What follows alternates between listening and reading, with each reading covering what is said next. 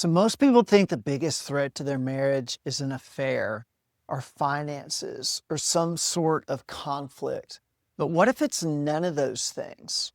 What if the biggest threat to your marriage is emotional distance? Because when couples stop sharing their hearts, they eventually stop sharing their lives less too.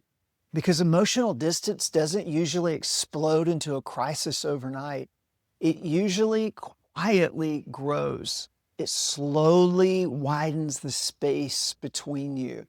And if you don't confront it, that drift can take your marriage somewhere you never intended for it to go.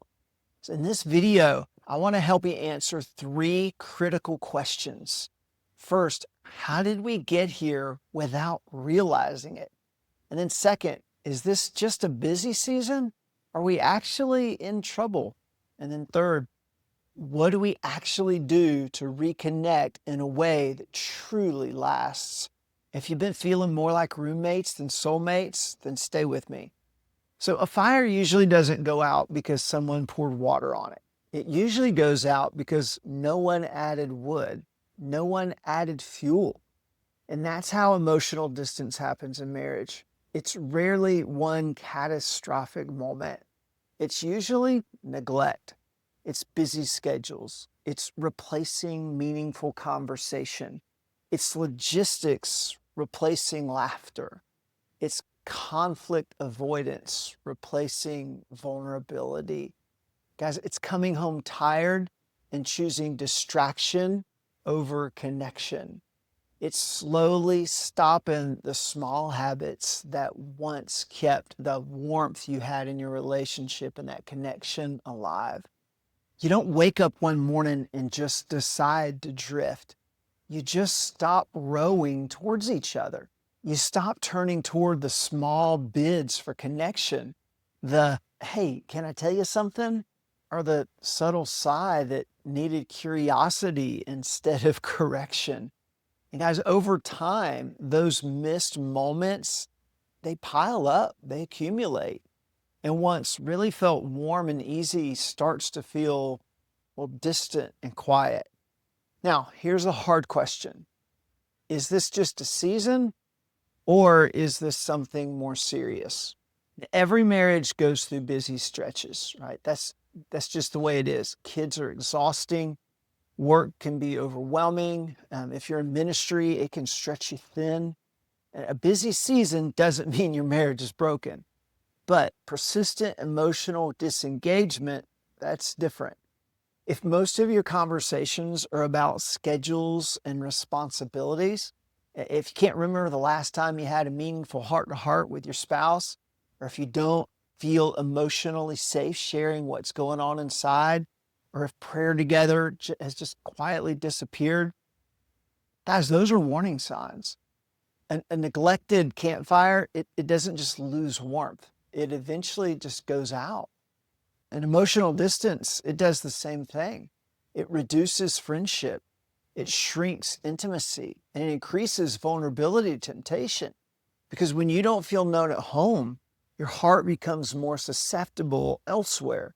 And for Christian couples especially, when we drift from Christ, our emotional capacity shrinks too. Your patience fades, grace thins out, pride grows louder, spiritual disconnect often fuels relational disconnect. So, hear me clearly. It's not too late. Fires, campfires, if you've ever done it, it can be reignited.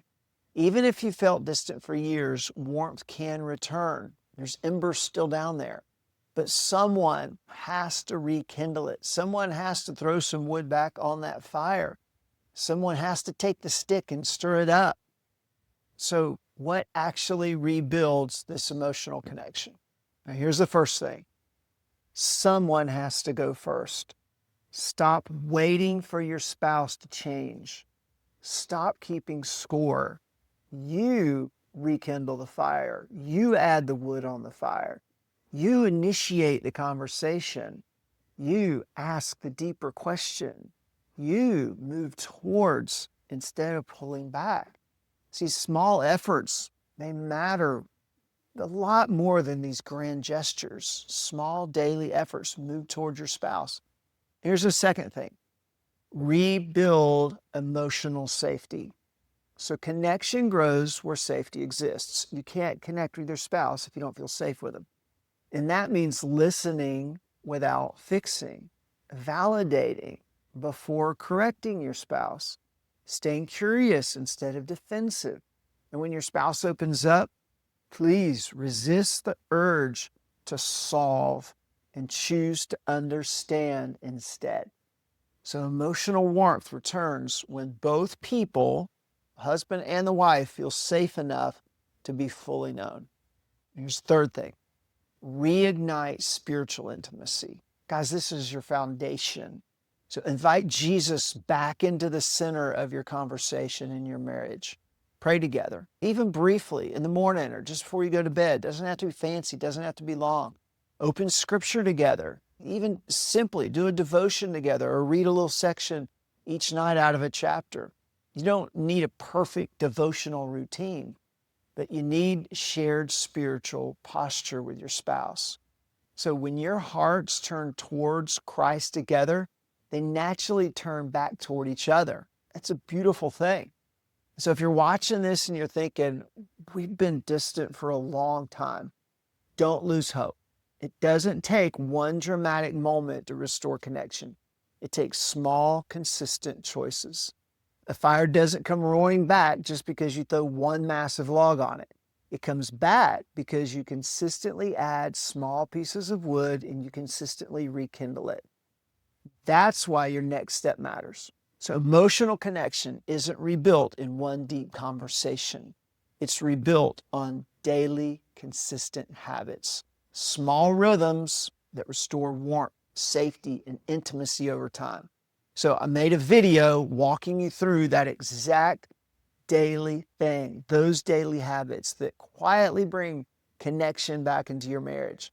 So if you don't want this to be just another video you watched, but a turning point in your relationship, then click this video next and let's start adding some kindling and wood back on that fire, one small piece at a time.